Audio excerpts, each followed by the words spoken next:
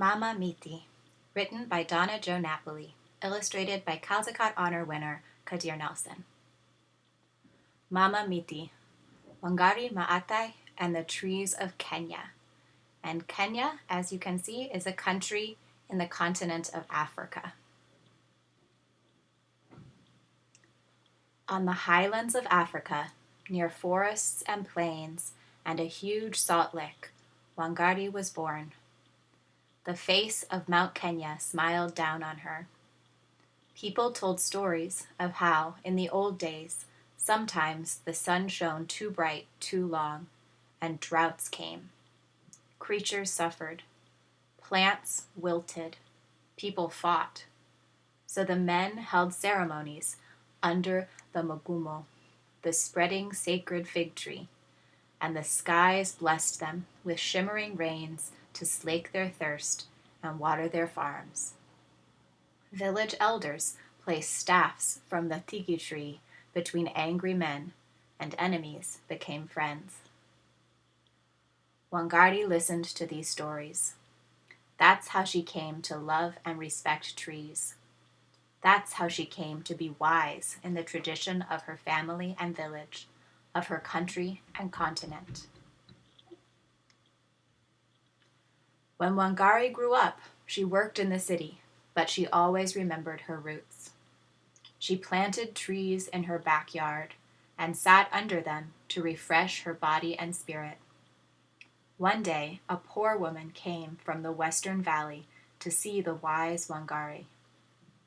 Her children peeked out from behind her at the smiling woman in bright blue cloth with squiggles all through it, like the tadpoles squirming in a pool. I have too little food to feed my family, said the poor woman.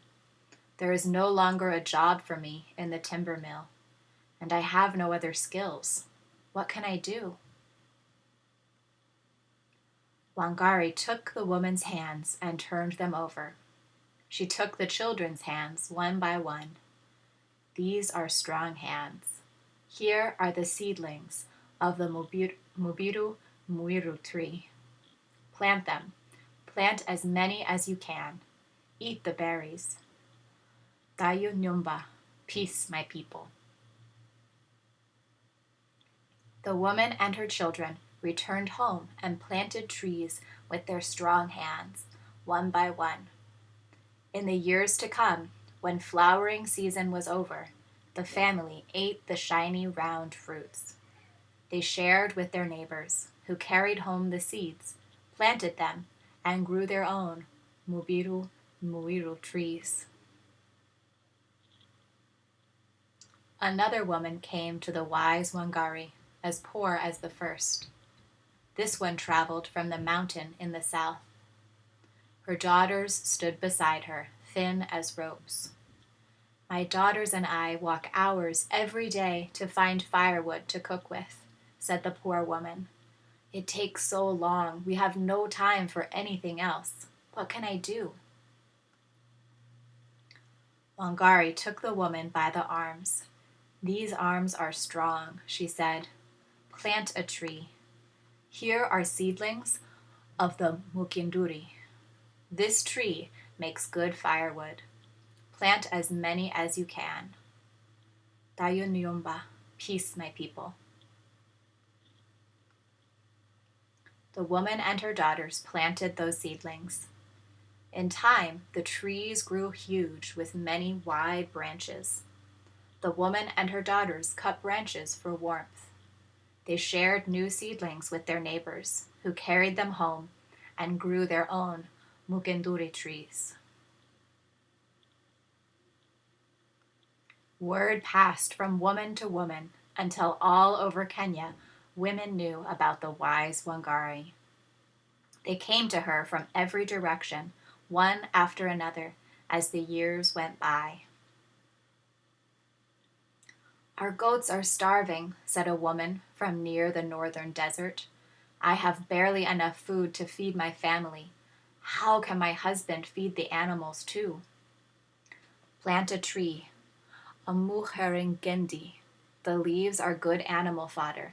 Plant as many as you can. Dayu Nayumba, peace, my people. My cows are sick, said another from the savannah. I have no money to buy medicine for them. Plant a tree, Muthaqua wa'athi. The leaves cure gall sickness in cattle. Thayu Nyumba, peace, my people. Wild animals come in the night and steal my chickens, said a woman from a fishing village. She shook her head in worry. Plant a tree, a mukawa. Its thorns will keep out predators. Dayu Nyumba, peace, my people. My home fell apart, came the cry of another woman who had come all the way from the coast. We have no shelter. Plant a tree. E mulu ha gulha. The timber makes good building poles. Dayu Nyumba, peace, my people. Wangari told women to plant morigono, whose branches make good stakes for training yam vines. She told them to plant muhuti as a living fence around their animal yards.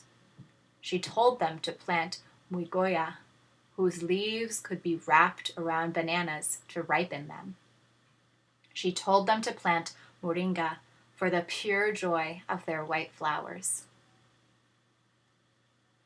And when a woman from her own village came, lamenting that the water in her stream was too dirty to drink, Wangari told her to plant mukuyu, the giant sacred fig, the drinker of water, which acts as nature's filter to clean streams. Dayunyumba, peace, my people. Soon, cool, clear waters teemed with black, wriggling tadpoles, like the ones on Wangari's clothes, like the ones Wangari marveled at in the waters when she was small, when Kenya was covered with trees and animals, when people lived in peace with nature. All over the countryside, the trees that had disappeared came back. Nairobi, the capital city, had been known as Kinuini, the place where there are many minu trees. Now, it was Kinuini again. Kenya was strong once more, strong and peaceful.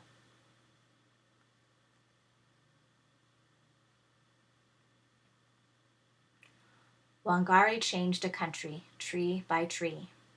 She taught her people the ancient wisdom of peace with nature, and now she is teaching the rest of the world. She is known these days as Mama Miti, the mother of trees. A green belt of peace started with one good woman offering something we can all do. Plant a tree. Dayunyumba, peace, my people. And this is a note teaching more about Wangari Maathai. It tells more about her life. And here is a Kikuyu glossary. You probably noticed there were some words in different languages in this story. So those are mostly the language of Kenya, and this teaches what each of those words means.